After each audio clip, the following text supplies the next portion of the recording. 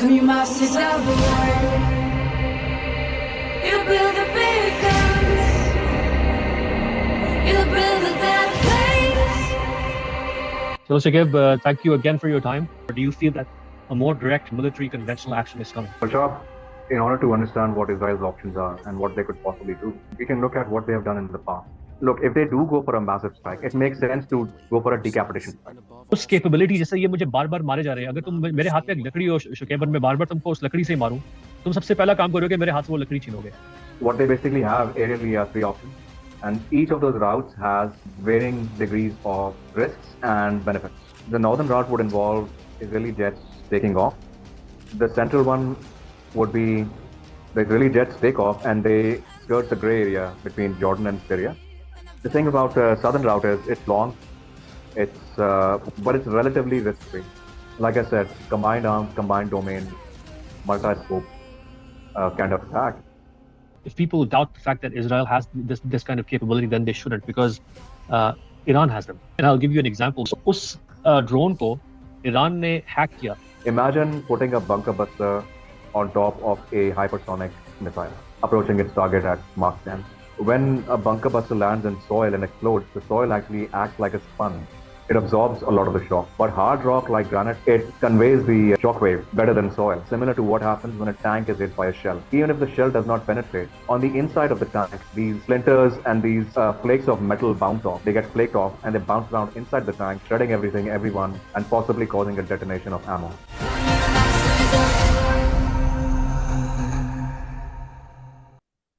All right, everybody, welcome to another episode of Basement Baithak.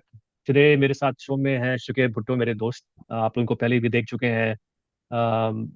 उन्होंने जो Iran और Israel के ऊपर सीरीज की थी, उसमें दो हमने पार्ट्स किए थे. तीसरा पार्ट हमने रिलीज करना था, लेकिन वो मैं कर नहीं पाया. एक तो बहुत सारी वजूहत से. एक वजह, सबसे बड़ी वजह थी कि पाकिस्तान में इतना कुछ हो रहा है, हर दिन एक इवेंट चल रहा है वहाँ पे, तो थोड़ा सा डिस्ट्रैक्ट हो गए हम वहाँ से. लेकिन now this whole Middle East war seems to be heating up again. So there's a lot of content to cover. And I thought Shuqaib is the right person to bring on board and go over this. So just to give you a little recap of what we did in the first couple of parts, and before I welcome Shuqaib on board, part one में हमने बात की थी कि Iran की doctrine, military doctrine क्या है, किस तरह वो बनी, why Iran became what it is today, from a big strategic shift happened in the terms of how its military doctrine was under the Shah to what is under the mullahs or the ayatollahs. Okay, so Shuqaib ran us through that, the last 4 decades of what has gone on and how they got here. And then the second part was specifically was building on that, because वो doctrine जब clear होगी तो हमको समझ में आया कि Iran ने क्यों इस तरह respond किया, why they chose that method of attack. So Shuqaib was able to explain that the attacks of April 13th, 2024 to us in light of that doctrine.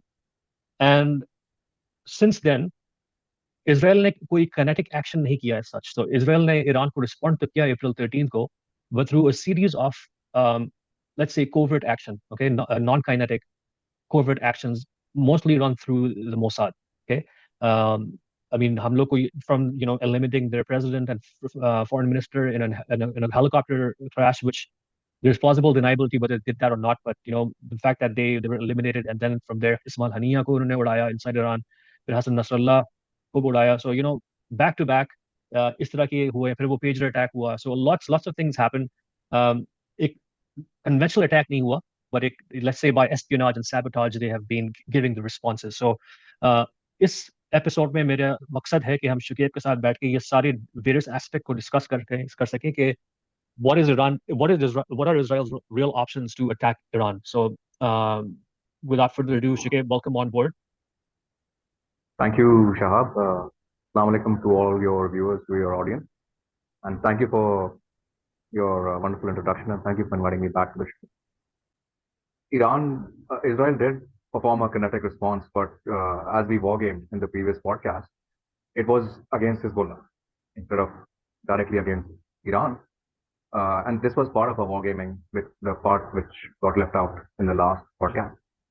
So it was a mixture of kinetic and non-kinetic, and we'll get into it as we progress in the podcast. Great, and thanks for reminding me of that. कि हमने जो recording की थी, it was about 3 or 4 hours of recording time that we had. इसमें हमने ये section भी cover किया था, और शुकैब ने उसमें very clearly, we had discussed on how Israel will respond. हमारी ये था कि वो, एक escalation matrix के तहत उसको respond करना शुरू करेगा, और सबसे पहला target होगा after Hamas was Hezbollah, and that is exactly what they've done. So they tried in the very initial, I think 3 weeks ago, or जब भी Hassan Nasrallah को मारा, before the Hassan Nasrallah, उन्होंने ये pager attack किया था. So they tried to take out as many as they could with those pager attacks. I think about 3,000 people were affected. I don't know how many fatalities, but 3,000 casualties for sure. So ये सारी चीजें हमने cover की थी वो पुराने उसमें, and I wish I could have released it back then, but we will try to rehash it again. ठीक है, तो शुकेब, on that note, मुझे ये समझाओ कि what are you, मतलब तुम्हारी हंच इस वक्त क्या है? मैं अभी सिर्फ यही देख रहा हूँ कि इसराइल ने अभी तक से जो भी अटैक्स किए हैं वो through their weapon of choice has not been ballistic missiles or their jets, as far as Iranian mainland is concerned. Iranian mainland पे उन्होंने जितनी भी attacks किए हैं, they've done it through sabotage and espionage and through messing around with their supply chain of be their missile program, be their whatever it is. So how do you see it? Do you feel that that's the modus operandi that they'll be running with, or do you feel that a more direct military conventional action is coming? Rashab, in order to understand what Israel's options are and what they could possibly do, we can look at what they have done in the past when faced with a similar objective, if not a similar situation. Because the situation today is unprecedented. But in the past, they did go after two sites which they alleged were nuclear. One was confirmed. This was the Iraqi nuclear reactor at Osirak, and another was Operation Orchard in 2007 against a site in northern Syria which they alleged was a nuclear site. Syrians deny it. They claim it wasn't a nuclear site, and it could very well not have been. It could have been a missile manufacturing facility. And either way, what the Israelis did was they first got their intel on it, thorough intel. Mossad is one of the greatest assets that the Israelis have. It is one of those rare intel organizations that are both offensive and defensive at a regional level. So, for instance, ISI within its own domain is pretty good, but their scope is kind of focused. It's narrow in its focus. It's internal, and I would say some of our neighbors. But the Mossad has a regional sort of outlook, to the point where you'll find them everywhere in North Africa. Their intel web, in any Arab country you'll find it. Iran, Turkey, and even European countries. So it's one of the greatest assets that the Israelis have, and that's what they did. They laid down the intel on these two sites, Osirak and the one in northern Syria. Excuse me. Then they even had their special forces go onto the ground and recon the area. They had assistance from, let's just say, other sources, which, it could have been the US, it could have been any allied country. They had a good satellite recon, aerial recon of the place. And they came up with a strike plan. And before the aerial strike occurred, they sent their special forces to the site on the ground. In the case of Syria, it was to lace the target and to get soil samples. And in the case of Osirak, there was the rumor has it that there was an intel operative on the inside who accurately placed the GPS device for the strike that was about to come. So, and then the strike happened. Again, the Israeli Air Force is a second incredible asset that the Israelis have, one of the best pound-for-pound air forces in the world, an incredible battle record, and they tend to deliver. So the Israeli Air Force went in, and in the case of Osirak, you have to remember the Iraqi Air Force was essentially busy with the Iranians to their east. So there was a very, it wasn't as difficult as other operations. But anyway, they went in with a mixed force. The primary strike aircraft was F-16, I think, and it was over within a few minutes. The same thing happened in northern Syria with the strike on this alleged nuclear facility. But this time they took a roundabout kind of approach, and the route they took is something that is important to discuss, because it might be the same route that they take for whatever they do in the future against Iran. So the Israeli jets basically they acted as if they were going out for an exercise, and two of them were recalled back to base. The rest, and they flew over the Mediterranean. They took off from one of their air bases in Israel, excuse me, and they flew westwards over the Mediterranean. And after a certain distance, they started to fly northward, and they were accompanied by aerial tankers.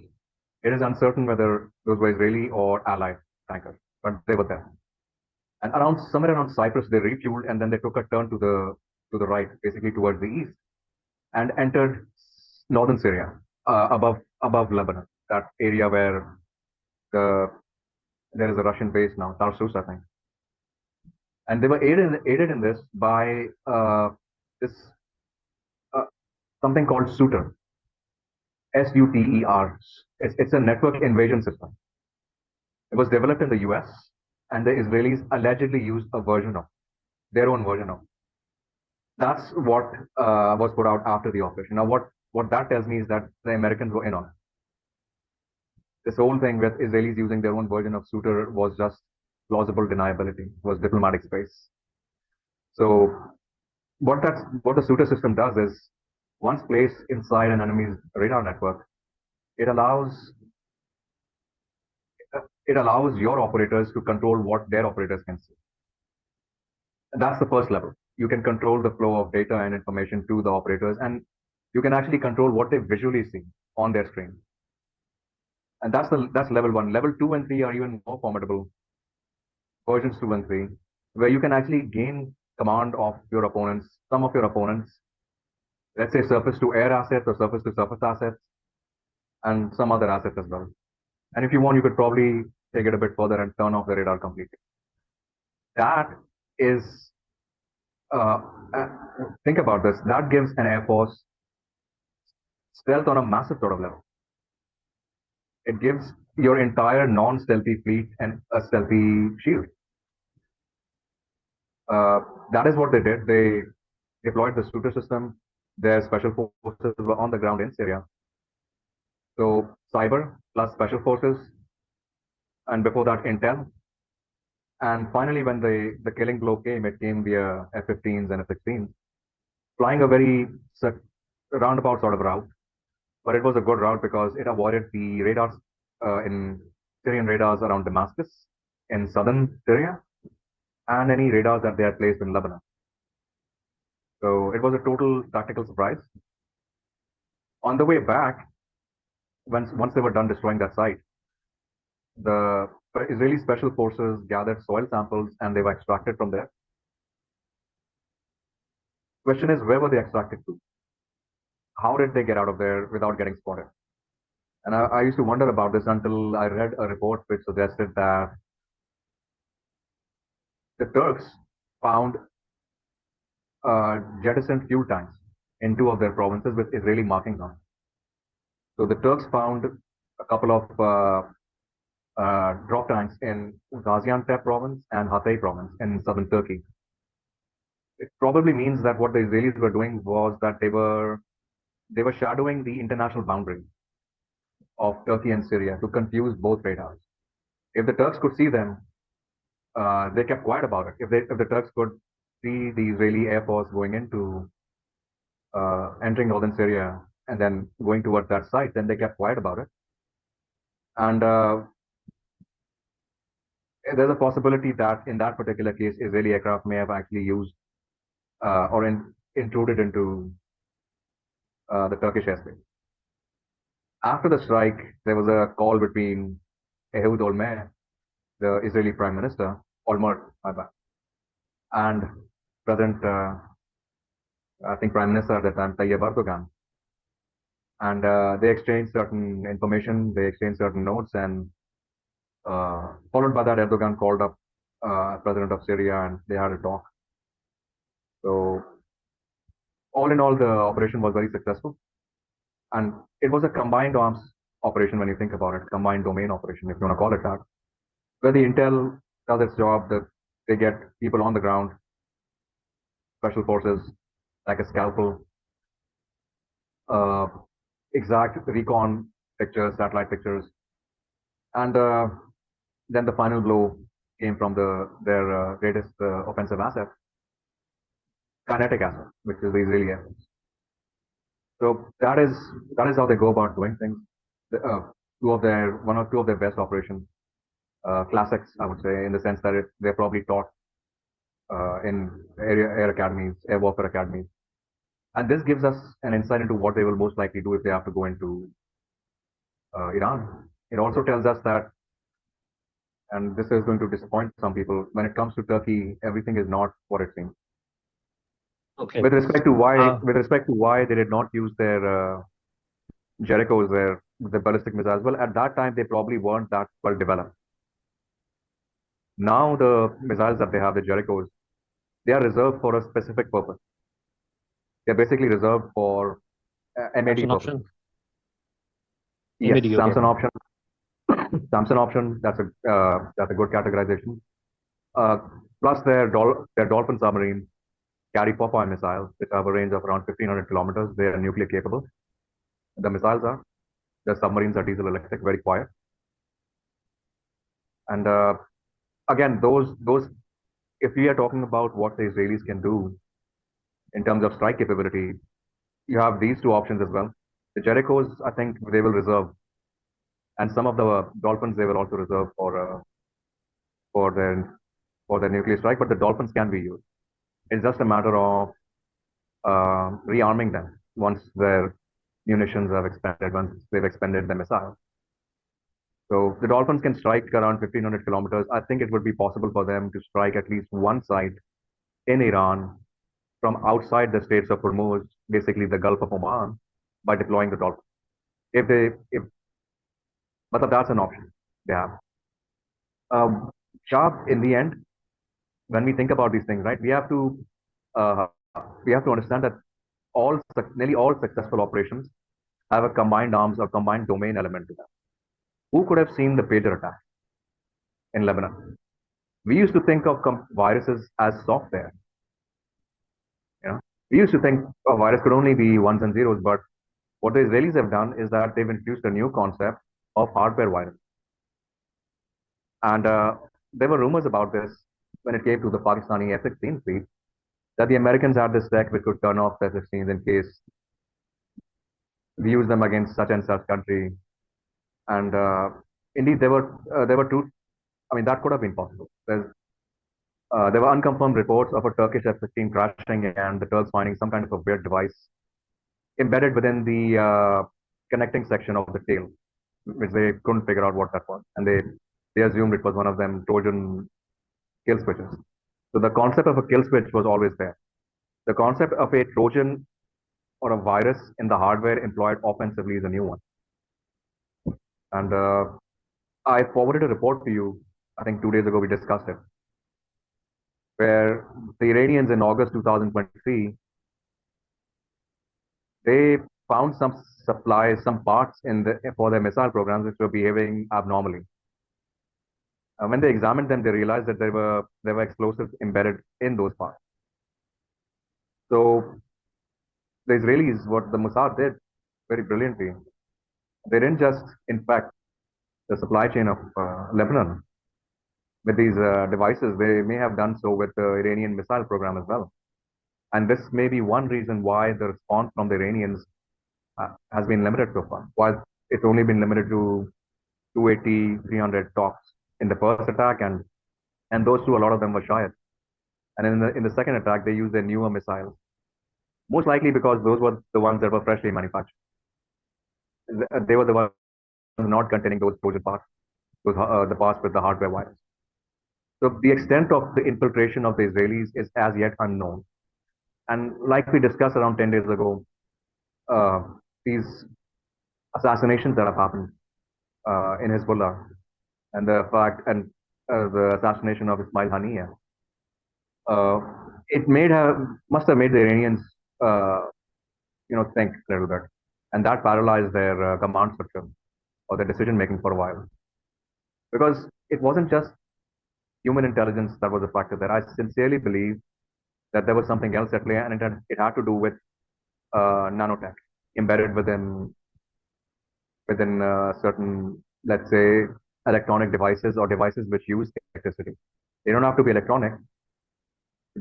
Could be a LED light bulb, for instance. And that is one reason why I believe that the Iranians are right now doing a thorough electronic audit of their parts, and so is Hezbollah. If you look at the latest videos of the deputy of Hezbollah, Qasim, I think, Qasim or Qasim, you will see that all the lights are turned out, the fan is not working, probably the AC is off, and the lighting that is being used is probably something that they soldered together very quickly. And I guarantee you that it was not hard. There was no hard connection to the electric supply line. They were probably using batteries for that particular video. That is my belief. So we just don't know what the Israelis are going to how they're going to do it. What I'm certain about is that it won't be just a one-dimensional operation. Okay. Yeah, I agree with you. कि सबसे पहले तो, and you know, the reason why it cannot be one dimensional is because let's say अगर हम escalation matrix देखें ना कि यार किस तरह आप layer to layer ऊपर जाएंगे. um, what I feel is कि the escalation matrix right now is more balance, you know, it's more moving towards how can we incapacitate the other. Okay. um, Rather than you know, there's a lot of talk about maybe Israel will go after their nuclear sites. I don't think they will do that yet, because before that comes Iran's very real ability to strike Israeli mainland, which they have demonstrated now twice. Okay, and the second time was much more spectacular than the first one.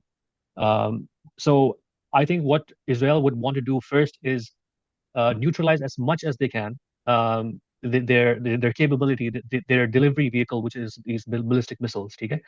तो Yes. अब हमको पता नहीं कि how many do they have. I mean, most probably, you know, if you look at the open source information out there, it's anywhere between 11,000 to higher end of 50,000 missiles that they have in their inventory. ठीक है? अब ये किधर हैं सारे? जाहिर सी बात है, एक जगह तो नहीं बैठे होंगे ना सारे. They must have scattered all across Iran. और अब ये है, हम ये भी सुनने को मिल रहा है कि ईरान कह रहा है कि the moment you're, you know, we sense your threat कि आप हमको मारने वाले, before you even your missiles land into our territory, we will already have you know, the birds would have flown from our end. Okay, so they plan to strike Israel the moment their jets come in, or they registered any attack counter offensive coming. Okay, which is why one reason again I'm thinking about, will Israel really do a kinetic option, or because you know, kinetic option में ये होता है, you will get a kinetic response right away. With a covert action, Iran may not respond right away because once there can be plausible deniability. For example, अगर आप किसी के chopper को गिरा देते हैं, जिस उन्होंने प्रेसिडेंट को मारा, ठीक है, तो आप first you need to do an investigation, right? You just can just respond to that कि यार यू कैन अस्यूम कि ईरान ने इजराइल ने ये किया हमारे खिलाफ. सो let's just concentrate for now on the overt side. Forget the covert for now. Okay, so let's say कि वो लोग उनके, can we agree, can you and I agree कि their first line of attack would be to somehow neutralize their missile capability, their second, third wave strike ability? Yes, when you're talking about non-human assets, yes, because Shah, they could very well initiate with some kind of an EMP attack, which takes out Yeah. everything, including the radar. And it won't be one EMP attack. They'll probably do two. One to take out the primary grid, and one to take out the backup generators and whatever the Iranians have backing them up. And again, we are talking about this. By the way, when you talk we're talking about about EMP, let's just explain it to everybody. EMP से क्या मुराद है? an electromagnetic pulse attack. Okay. What it does is it knocks out everything electronic or electrical within a certain radius. There are two ways of carrying out an EMP attack that I'm aware of. If there is a third one, which I don't know about, then I'll talk about the ones that I do know about. An EMP attack is an EMP wave is automatically generated when there is a nuclear detonation. I won't go into the physics of it, but that's what happens. And a nuclear weapon going off tends to knock out the electronic and electrical devices in a certain radius. A second method is called a pinch. It is a electrochemical device. Very famously, it was featured in one of the ocean movies, Oceans 11 or 12 or 13. And those of your audience who have seen that movie will remember what it does. Those are the two methods that I know of. There are other methods too of knocking out Iran's grid. Um, and like I said, the Israelis have this thing where it's not just the Israelis. When I war game the Israelis, my fundamental assumption is that if the Americans have it, then the Israelis have it, or they're gonna get it when they need it. So you know there might be there are other methods of knocking out an enemy's grid, and they could very well use that. We just spoke about how Shooter can take over the enemy radars. There's also Stuxnet, if you remember the virus which knocked out Iran's centrifuges by making them spin out of control. So there are very unconventional options that the Israelis have as far as that is concerned. What I was getting at, Shah, was that look, if they do go for a massive strike, it makes sense to go for a decapitation strike. There is a reason why uh, Ayatollah Khamenei was moved into a secure mountain facility after the assassination of Hassan Nasrallah and his successor. So the Iranians know that their political and military command can be targeted. And honestly, this is war, essentially. So, Iran could probably do this. If Iran could, it would probably do the same in open war if it wanted to escalate, if it could. From the Israeli point of view, their opponent's leadership is a legit target. So their first sort of priority could be going after the military and political command. There's a catch though. Uh, I'll give the example of Hezbollah. It was assumed that by taking out the political and military leadership of Hezbollah, that Hezbollah would either undergo a paralysis or they would become ineffective as a fighting force. I'm actually surprised that the Israelis either did not know this or did not factor this in. Hezbollah, in times of war, their organizational chart is actually upside down. Regional commanders or area commanders have the final say in combat. Area commanders can override everybody above them. Even if the command came from Hassan Nasrallah at that time to stop fighting, and the area commanders thought that was foolish, they wouldn't have done it. They would have overridden them. Hezbollah's political leadership can only authorize a conflict or give the signal to end it, generally speaking. But even after that, if an area commander in Hezbollah thinks that an opponent's forces in a particular sector are being aggressive or they're not following the ceasefire, then they can disobey and engage. Then they can keep fighting as long as they think it is necessary. They, it is very weird, but in times of war, Hezbollah's command actually flips over. Their chart becomes upside down. So, and they've learned this the hard way by having a lot of their leaders assassinated over the years. It could be the same way with Iran and its missile force, where even if that leadership is taken out, the missile commanders, the commanders of their rocket force, have autonomy of command, and they've already been pre-assigned targets. So yes, I do agree with you. In terms of taking out physical Iranian assets, the missile force would be their top priority because that is the top weapon that the Iranians have. Yeah. Actually, but that's thanks for bringing that up. Their personnel asset. एक तो होता है physical infrastructural asset, which could be grids, it could be missile manufacturing units, it could be missile depots, it could even be what have you, and then there are personnel who go along with that. Okay, so they could be as high as the lieutenant generals in their hierarchy, which is pretty much at the top. Yeah. मैं अब ये देख रहा हूँ कि देखो इन्होंने तो ये अगर मैं इनका escalation देखूँ ना तो they've tried eliminating the guys at the top. Okay, they've tried eliminating the president, they've tried eliminating Hassan Nasrallah, which they have. They've successfully eliminated people that they wanted to. Has that Yes. operationally affected the axis of resistance as the so-called axis of resistance? No, it hasn't. Okay, they No, it continue to hasn't. pummel Israel, right? So now I say if I'm an Israeli, okay, अल्लाह माफ करे, लेकिन अगर मैं Israeli think tank में और मैं बैठ के सोच रहा हूँ कि यार मैं क्या करूँ next? So so मैं यही सोच रहा हूँ यार देखो मैंने ये सब तो आजमा लिया, ठीक है, और इससे तो कुछ हो नहीं रहा है. what can I do next to escalate? And I see कि देखो threat मेरे पास यही है कि और threat ये दो बार demonstrate हुआ है, ठीक है, कि every time I've tried, मैंने इनसे पंगा लिया है तो इन्होंने अपने मिसाइल मेरे पर दागे हैं, ठीक है। तो मैं अब इनको उस कैपेबिलिटी, जैसे ये मुझे बार बार मारे जा रहे हैं, अगर तुम मेरे हाथ में एक लकड़ी हो शुकेबन, मैं बार बार तुमको उस लकड़ी से ही मारूं, तुम सबसे पहला काम करोगे मेरे हाथ से वो लकड़ी छीनोगे, ठीक है। तो Yeah. अब इनके पास वक्त आ गया कि यार इनके मिसाइल्स को निकालें बिफोर वी विल गो, क्योंकि Yeah. देखो there is some diplomatic pressure on not attacking nuke sites, okay. At least that's what the Americans are posturing कि यार ये तुम करोगे तो एक रीजनल और फाइट स्टार्ट हो जाएगी। Russia very openly gave the threat कि यार अगर if Iranians nuke sites are attacked, this is a signal for Russia to be directly involved. Okay, so their foreign minister actually said that.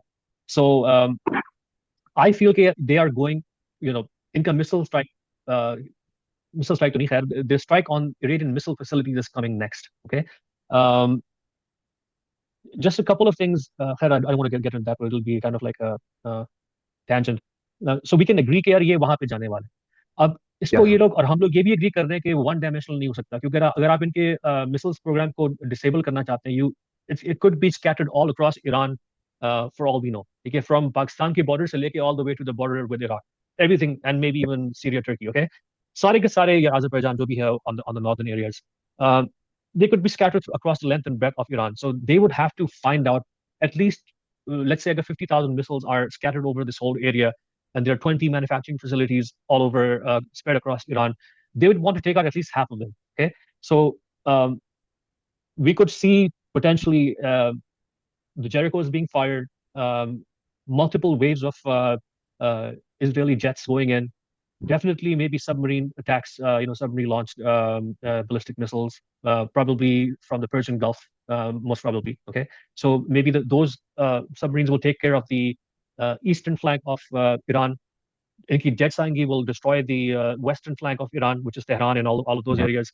और फिर median जो है, जहाँ पे I think what's the name of that mountain range, Zorka, जो भी नाम mountain range का नाम है मुझे अभी याद नहीं आ रहा, वहाँ पे भी कहा Zagreb. जाता है कि इनकी बहुत सारी, sorry, I think it's called Zagreb. yeah, Could be wrong. that's the one. So वहाँ पे सारे ये इनकी कहा जाता है कि the bulk of their missile depot is in that mountainous range. Okay, so वहाँ पे भी वो अटैक करना चाहेंगे। अच्छा, इसका एक और एक एस्पेक्ट है, because you talked about what they did in Iraq and Syria back in the early 2000s, ठीक है, उसमें भी they needed ground intelligence to locate कि यार हम किधर मारेंगे, ठीक है। तो यहाँ पे Yeah. भी I'm sure, and you and I have already discussed this so many times कि इनके पास assets हैं. We are seeing again and again that they have implants within Hezbollah, within the IRGC of all places, okay, which we would have thought would have been the most, let's say, impermeable of all Iran's, forces. IRGC is like the inner core, जिसके अंदर ये लोग implants दिखा रहे हैं. Israel has shown that they have the ability to go right inside that core.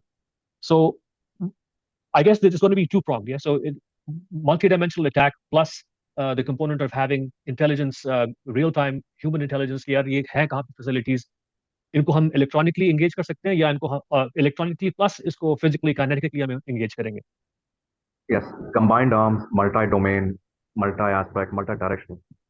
Why would they limit themselves? For instance, Shah, we were discussing the route. Yeah. Right. That they could take. Well, and we discussed the Black Sea route as well, right? Aerially. Yes. But the thing is that route is actually more suitable for the dolphins. When you think about it, the dolphins could position themselves close to Georgia and then fire the missiles with a flight path that takes them through Georgia, Armenia, and then straight into northern Iran. Right? So aerially, that might not be an option, but that's a naval option definitely. And so they would have to, quite frankly, they would have to traverse Turkish waters all the way through the Bosphorus into the Black Sea, जहाँ पे Russian presence भी है, right? And I think Russia really, really guards that area. But again, at the end of the day, for people who don't know, submarines are the most stealthy assets of the military. So more than and jets. Diesel electrics. Sorry Exactly. to interrupt you. Diesel electrics are the most. Yeah. The most, the stealthiest ones there are. And these are the same subs that a version of the same subs that Pakistan was going to buy about 15 years back or 10 years back, Yeah. before the deal got scuttled. So it's doable, Shah. They can do this. And what's more, even submarine signatures can be hidden the way you can hide an aircraft signature by shadowing a commercial airline, which the Israelis have done in the past. Yeah. Right. And you know, So Shigeb, the thing is, with sorry for breaking you here. You bring up a good point about you know, इनको track करना. एक तो it's harder to track something underwater than it's in the air, just because of the yeah, fact that the signal attenuation of anything, radar हो गया, Wi-Fi signal हो गया, कोई भी signal हो गया, sonographs are probably the most permeating inside water. वरना तो water में बहुत कम permeate होता है any of these technologies, wireless technologies. ठीक है, तो right from the get-go, submarines are very, very secure assets. In fact, you know, NATO may exist. If you want to be part of NATO, you need to have submarines too. So that's one of the, because submarines are the most healthy assets inside militaries. अब point मेरा ये था कि यार ये जब जाते, if they take that route that you're saying, Black Sea से ये dolphins को भेजेंगे और वहां से ये missiles मारेंगे, I feel that this would probably be the most optimal way to do this without being flagged by anyone. मतलब अगर हो जाए flag तो जाहिर सी बात है, Turkey, for example, या रशिया उनको बोलेगा निकलो यहाँ से, you know. right. But and the other thing is कि यार अगर ये aerial route से जाएंगे, they need refuelers, okay? And if you cannot detect an F-35 because it's so stealthy, but these refuelers are not very stealthy. You can detect them, right? So uh, anyone who is monitoring the airwaves can spot these refuelers, and if they see refuelers flying around, they can approximate कि यार चलो ये इधर तो refuel करेगा ना ये, तो चाहे वो अटैक करके वापस जा रहे हो या ड्यूरिंग अटैक वो रिफ्यूल कर रहे हो, you can figure out, approximate their flight path and where exactly they are. Okay, with Right. in the case of submarines, they don't need to be refueled. Okay, Exactly. they travel long distances with their fuel, and if they and Yeah. if the like you said, you know, if the Americans have it, then the Israelis probably have it too. Maybe they Yeah. have nuclear powered submarines, so they don't even need to be refueled for the next 25 years. Yeah, they don't need them. They don't really need them. They really don't need nuclear powered subs.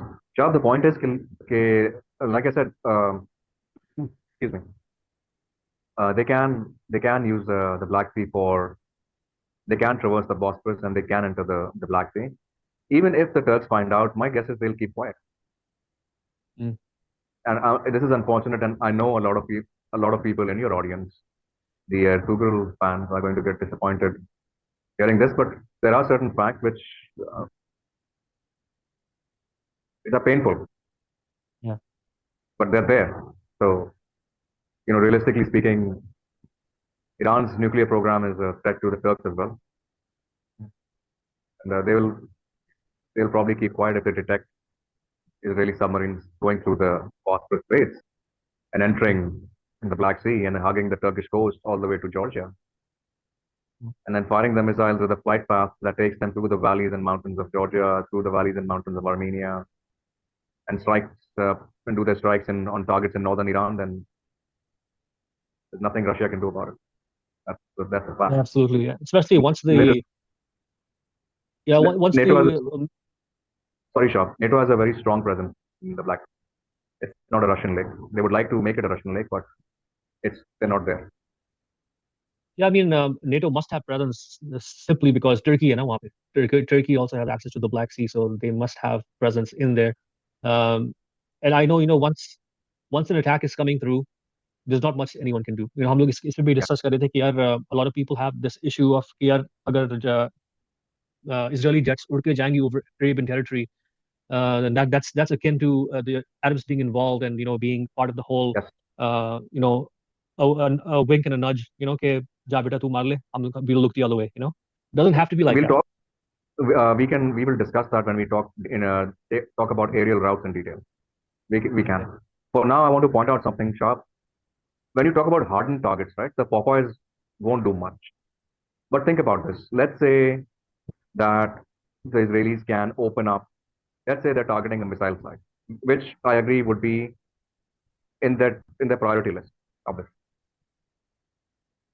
Let's say they're trying to open up or crack open a missile site buried deep into a mountainside. Popeyes won't be able to do it. There is actually a method to do it, which was presented, I think, by Netanyahu, either at the UN or at some kind of a meeting, where he outlined how they could use bunker busters to essentially dig a hole to the superstructure buried deep inside of of a particular site, and then crack that open with another hit, and then drop a tactical nuke inside, and the explosion will bury the site forever. He was obviously talking about attacking Iran's nuclear site, but a similar method, minus the nuke, could be used to take out the missile sites one by one. But in order for the Popeyes to be engaged for that, the site at first has to be cracked open, dug out, and the superstructure has to be cracked with a hole big enough so that the Popeye can go. So even when it comes to the weapons matrix, it could be a mix whereby Yeah. these bunker busters are used to like a G Dig the hole. to basically dig out the hole and crack the superstructure, and then the pop, and this could be done from the air, and then a Popeye fired from the submarine goes through. So it'll have to be timed within minutes, Yeah. but it Yeah. can be done. It's not as if this is not doable, and this is what I mean, Shab. Uh, combined arms, combined domain. Uh, their timing will have to be pretty good, and I don't think it Yeah. should be a problem unless Iran has some kind of a surprise in that domain. They can jam up everything maybe. Yeah. Yeah. And No, Iran definitely will have its own surprises up its sleeve.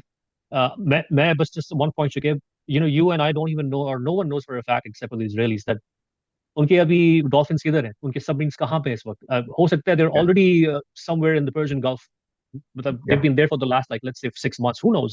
We don't know where they are, and they're probably going in and out of the Persian Gulf. शायद Diego Garcia जाके वो लोग वहाँ पे refueling करते हैं, या वहाँ पे अगर I don't know if there's a what do you call it, a jetty जिसमें वो वहाँ पे dock कर सकते हैं. I don't know, और उनको सर्विस किया सकता है वहाँ पे. yeah.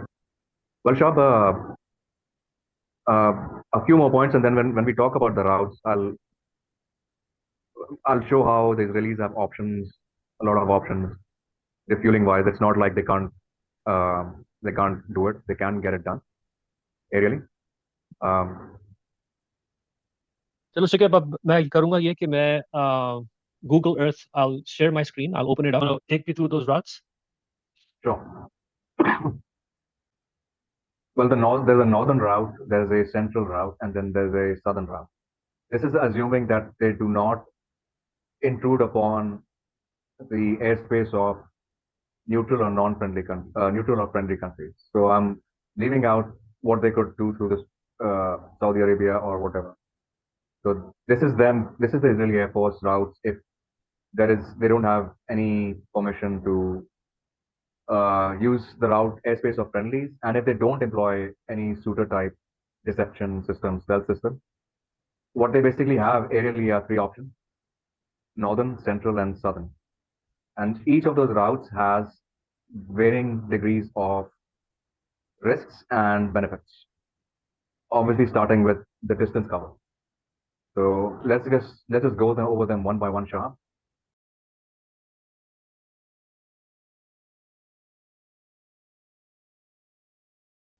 The northern route would involve Israeli jets taking off and heading westwards into the Mediterranean. Okay. Then after some time, after putting some distance between them and land, they turn northwards towards Cyprus. Okay. Where I am now. And yeah, you could position it like that. And then they refuel in air close to Cyprus, Okay. and then enter northern Syria. Now, northern Syria and northern Iraq are Kurdish territory. The advantage here is that if there's some kind of a technical malfunction or one of their jets gets dropped, blown out of the sky, then they'll already have friendlies on the ground to recover the pilot. Yeah. Plus, it's mountainous terrain, so their jets flying low between the mountain ranges close to the valley floors, it should help mask the auditory signature of their jet engines plus the radar signature.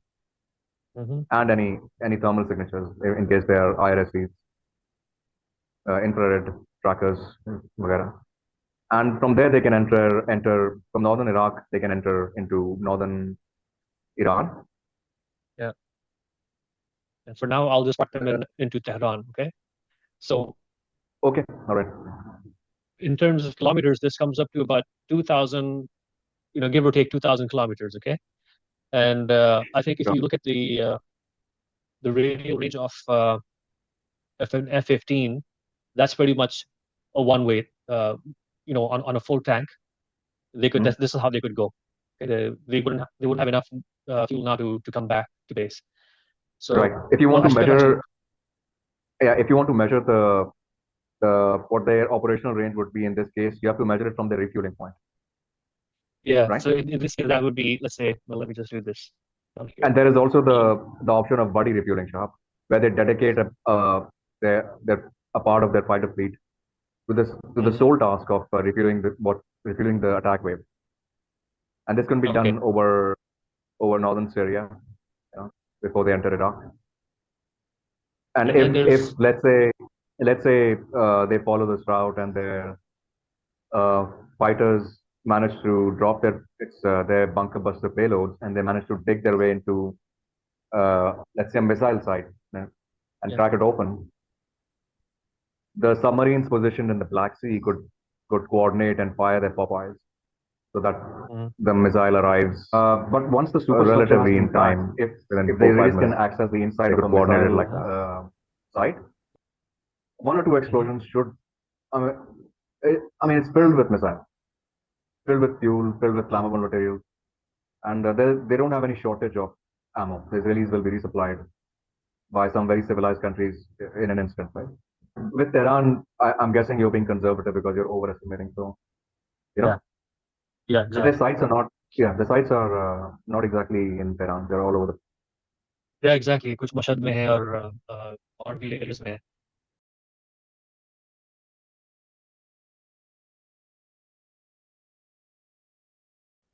The central one would be the Israeli jets take off and they skirt the gray area between Jordan and Syria. They could also Okay. go directly over southern Syria. They could. I mean, Yeah. they have air dominance in that Yeah. region, in that entire region. But let's just say they use the gray area of the border between Jordan and southern Syria, See. Okay. and they will have to, in this case, deploy Suter within the Jordanian system as well, set up as well, to at least give the Jordanians a plausible deniability politically. Yeah. So even if they can detect them, let's say what's called ground control intercept, right? Yeah. GCI. So they'll remain quiet. They can remain Yeah. quiet, and the news can be put out that Israelis, double crossed the Jordanians and employed the Suter system to deceive them. Yeah. So they hug the border with Jordan and Syria, and all the way till the border with Iraq, the tri-border, where Syria's border meets Jordan's border meets Iraq's border, and from there they So can split up into two if they want. But there's no point in doing that. What a better option would be to head, and from there they can keep on heading hit in the Iraqi desert area, the port facility at the oil facility at Karg Island.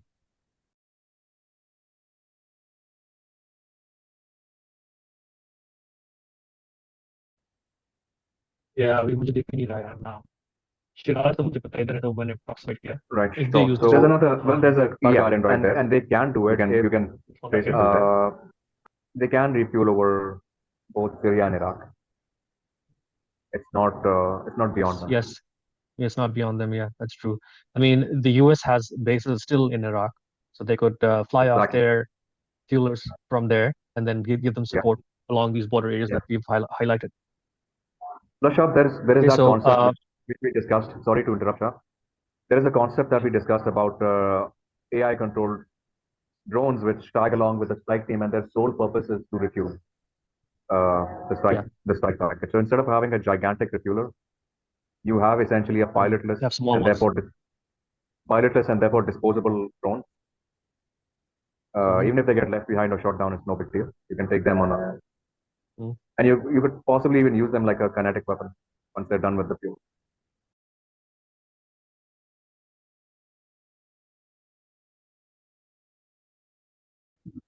The thing about southern route is it's long, but it's relatively risk-free in terms of detection. All the countries in the Red Sea area are now friendly with Israeli. The U.S. Africa Command is located in Djibouti. There is a risk there. There is a slight risk there, with the Chinese also being located there, the Chinese Africa Command. Yeah, So yeah, what they can do is instead of heading to Djibouti and landing there, they can actually bypass it by flying over Yemen. And then instead of Yeah. landing in Djibouti, they can land in an island called Socotora. And it's right there at the There's tip of Somalia. this one here. Yes.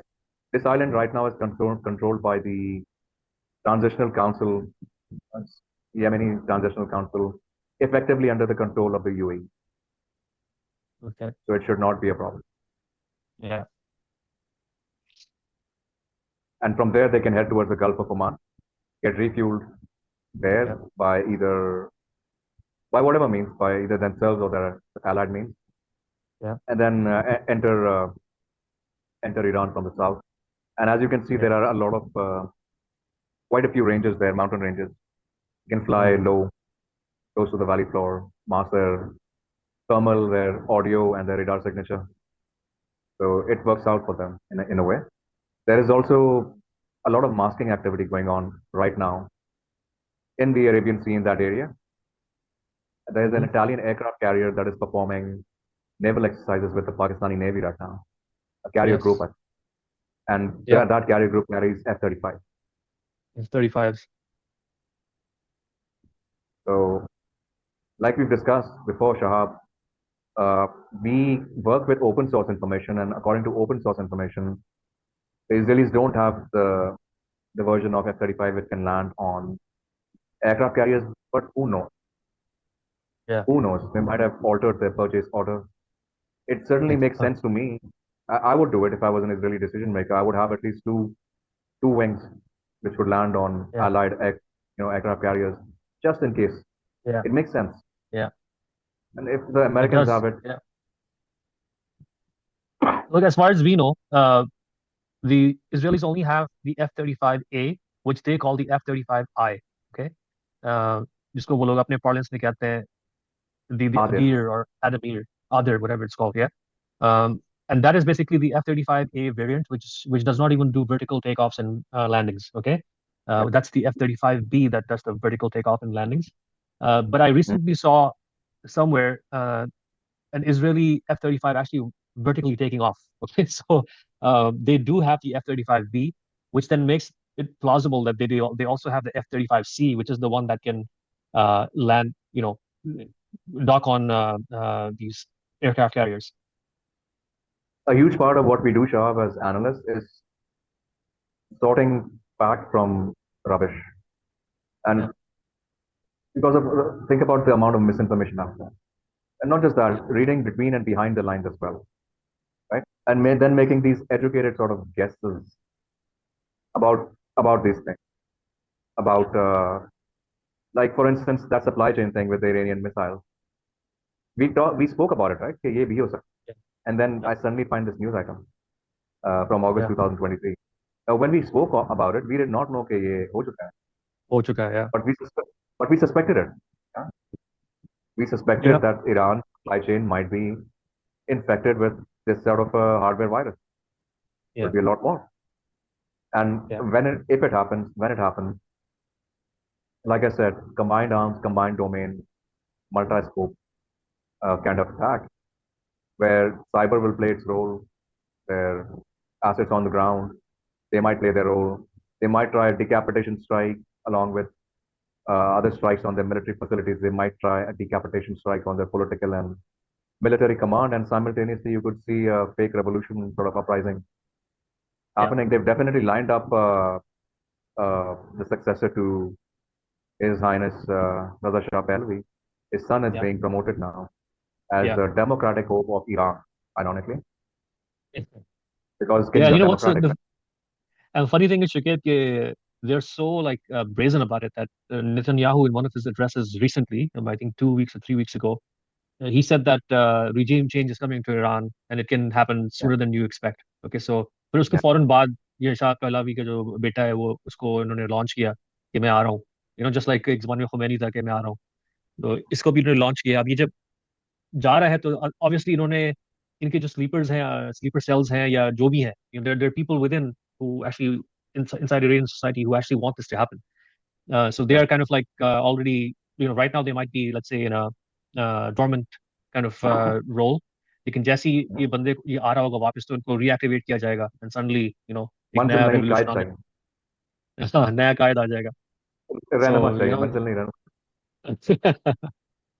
and that's the thing. So, I mean, you bring up a good point, multidimensional, uh, to the point where it's not even Multi-domain. just yeah, Yeah, it's not even just conventional versus non-conventional. Now they're doing the subconventional too. Yeah, okay, within inside the yeah, society, अंदर से ये लोग एक movement खड़ी कर रहे हैं.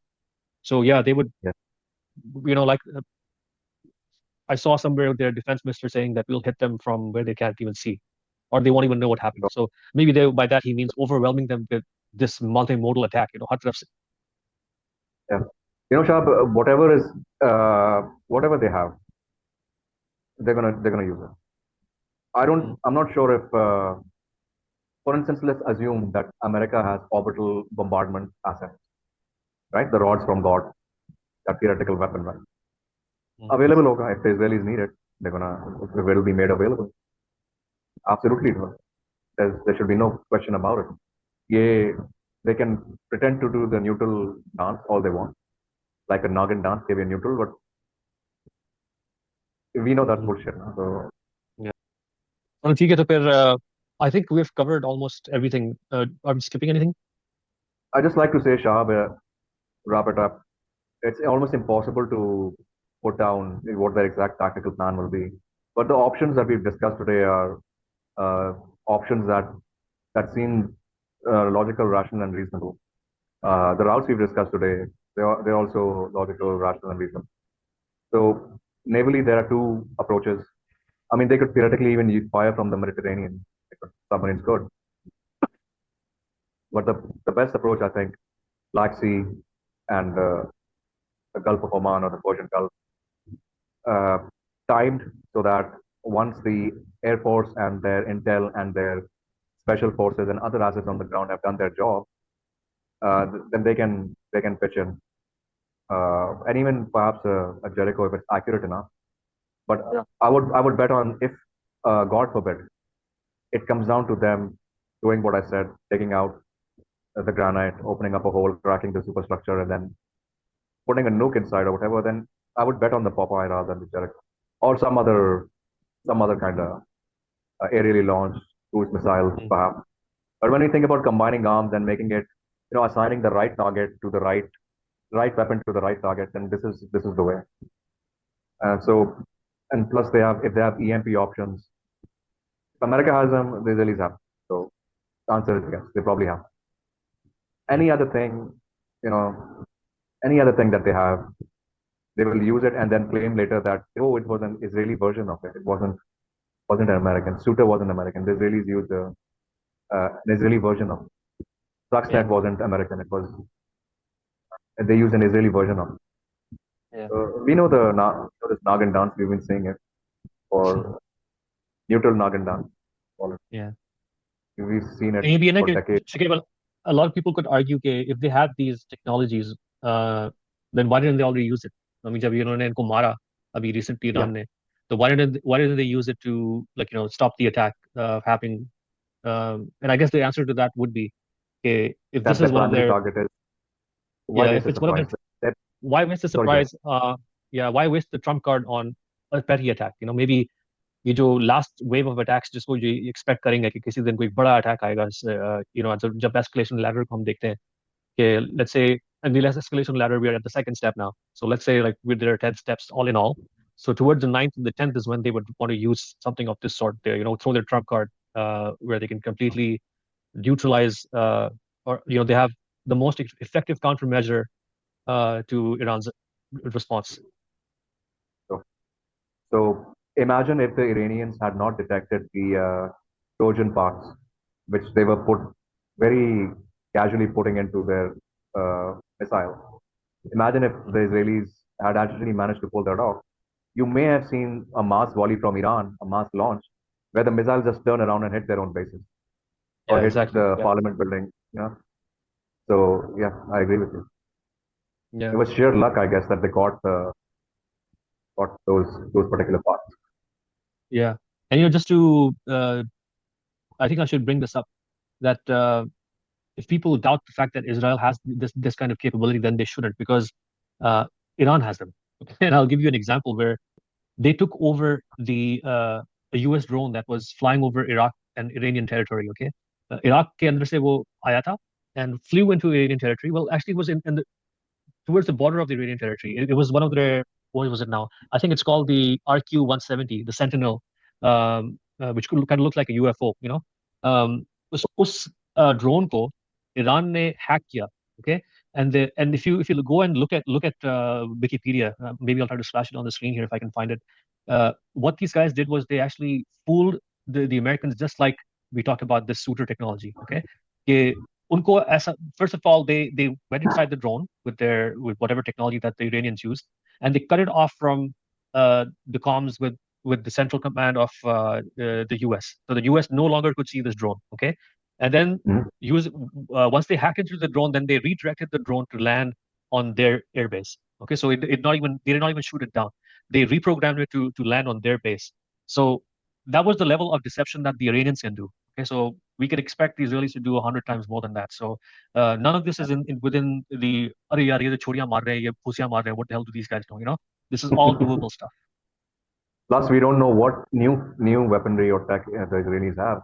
They could very well have a massive new bunker buster, where if currently only 60 meters of soil can be blown out, or if it can only penetrate 60 meters, they could have developed something that can go even further down. Like, imagine putting a bunker buster on top of a hypersonic missile approaching its target at Mach 10.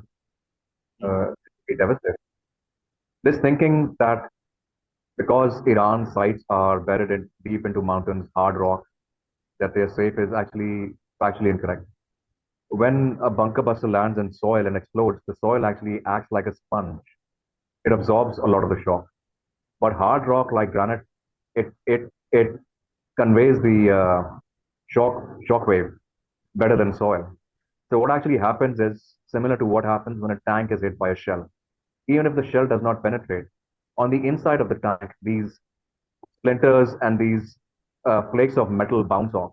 They get flaked off and they bounce around inside the tank, shredding everything, everyone, and possibly causing a detonation of ammo. So when a site that has been buried in a hardened granite, let's say granite mountain, is hit repeatedly, it causes a similar sort of spalling effect on the inside. So, there is that to consider. There is also the fact that buried sites have one weakness. It's always the ventilation system.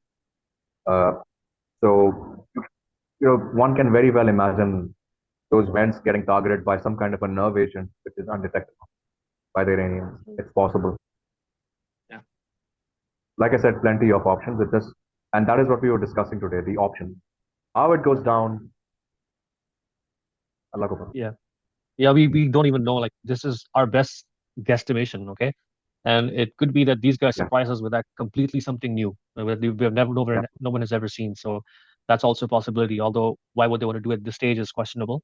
If they have a trump card technologically, then they wouldn't want to use it at this stage. So, but yeah, I mean, again, we don't know when this attack is coming. We don't know the date, the time, the method. These are all, I mean, abhi tak se to response nahi aaya. It's been 2 weeks now, and they still haven't responded yet. So when this attack comes, we'll see. But yeah, hopefully I can put this out there, and if something comes true, then at least we get some chest thumping points for, oh, we told you so. So Shuqaib, thank you again for your time. Okay, we will keep in touch. Thank you inshallah, thank you for having me. Yeah, anytime, man. And I think there's going to be a lot of activity happening, so it's not going to end here. I think अब हम एक escalation ladder पे हैं, और ये मजीद escalation पे हम जा रहे हैं. I think we both can agree that this war is very far from over, and we will see escalation after escalation. So I think आपको हम बार-बार बुलाते रहेंगे again and again. ठीक है? It will be a pleasure.